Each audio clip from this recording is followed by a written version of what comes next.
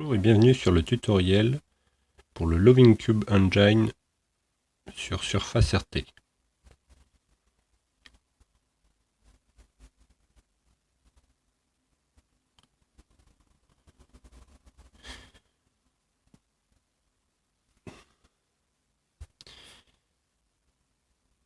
Alors, pour la Surface RT, il faut savoir que c'est une machine relativement peu puissante, donc il faut pouvoir paramétrer l'application d'utiliser. Et donc pour cela, on va sur ce bouton-là, on change plusieurs choses. D'abord la distance du fog pour augmenter les performances. Et on va choisir un autre personnage parce que le personnage par défaut a trop de polygones. Donc ensuite, déjà c'est censé tourner mieux. Et surtout, le paramètre qui va permettre d'optimiser le jeu, c'est dans le charme de Windows, désactiver le Cube Render Rounded. Et voilà. Et là, ça tourne mieux, même sur une machine relativement peu puissante. Donc ensuite, on peut se promener en appuyant sur le bouton, comme ça, voilà.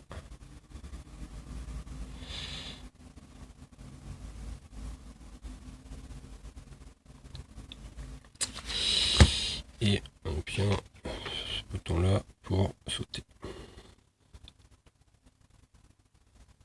Pour revenir dans l'éditeur, on appuie sur ce bouton-là.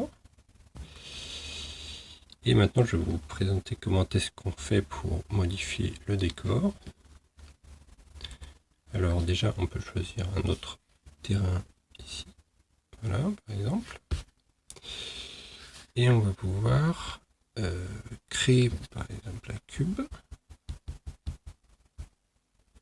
Hop. On peut zoomer un peu pour voir ce qui se passe.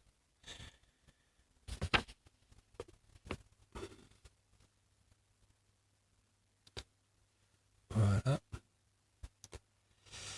Et là, on peut par exemple faire un cube et en déplaçant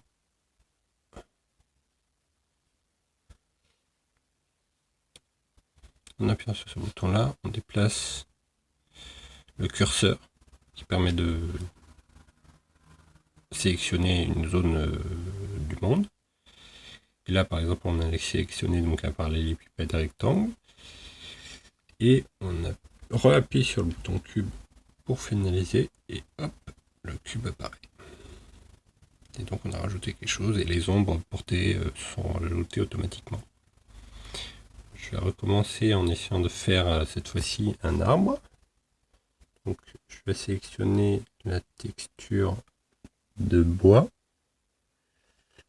qui se trouve là. Je fais ça. Je remonte. Je fais par exemple donc un tronc.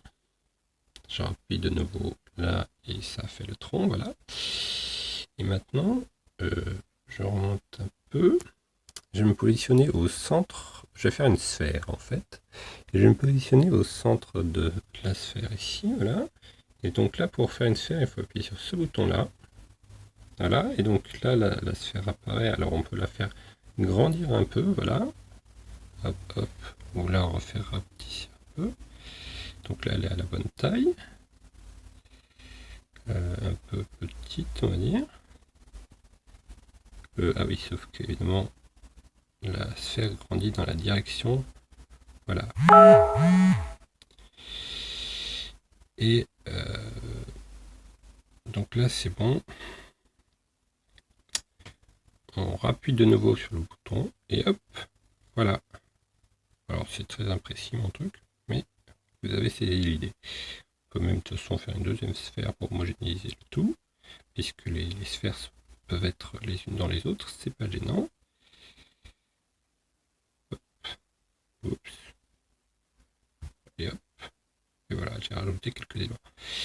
Et donc voilà, c'est relativement simple. Les ombres portées sont automatiquement calculées. Alors il y a d'autres options là.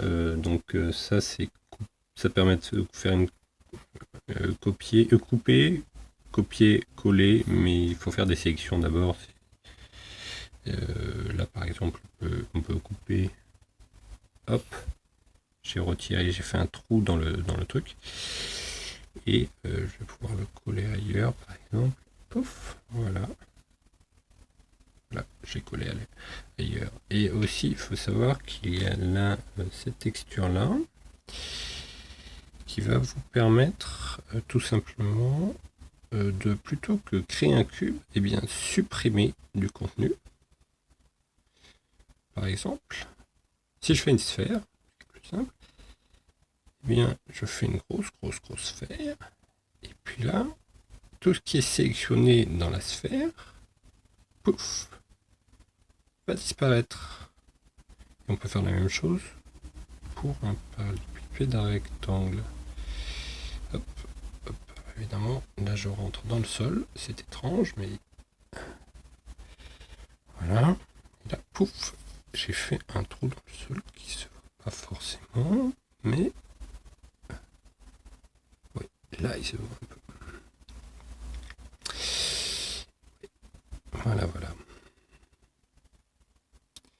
Ensuite, vous avez fait une magnifique création là. Eh bien, vous pouvez la sauver en appuyant là.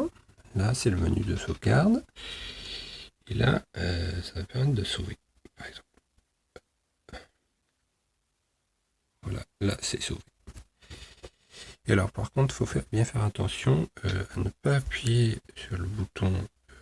Enfin, faire attention à ne pas confondre le bouton pour charger et le bouton pour sauver, parce que vous risqueriez, ou sauver sur le mauvais slot, ou charger sur le mauvais slot, parce que vous risqueriez de perdre votre ce sur lequel enfin une sauvegarde précédente, ou bien perdre ce que vous venez de faire. Et il faut aussi savoir qu'il y a un bouton là pour accélérer un peu le mouvement. Voilà. Et il y a des options là. Alors oui, celles-là correspondent à les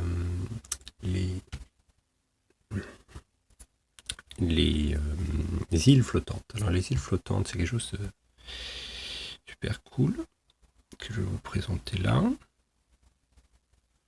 Vous appuyez là, tout simplement, et ça va vous créer des îles flottantes. Alors le problème, c'est que elles ne sont pas centrées sur l'image. Donc là on va réactiver le fog pour voir où sont les îles flottantes. Voilà, ils sont là-bas. Et voilà. Et les îles flottantes vont être générées complètement aléatoirement. Et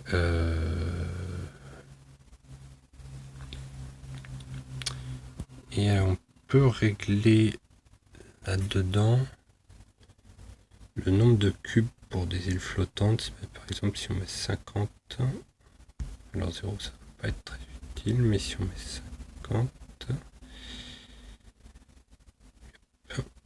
ou 250, eh bien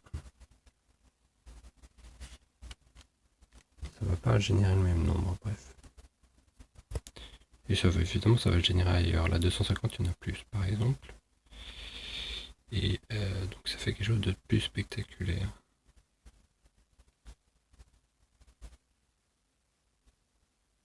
Voilà, c'est la fin de ce tutoriel.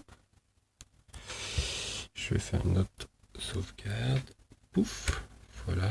Et vous montrer que là, évidemment, ça prend du temps.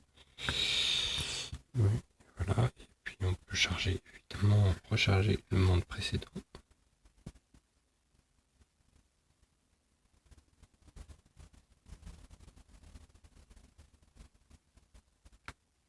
Et hop, on revient au monde précédent. Il n'y a plus les îles flottantes de tout à l'heure. Voilà. Merci pour avoir suivi ce tutoriel. À bientôt.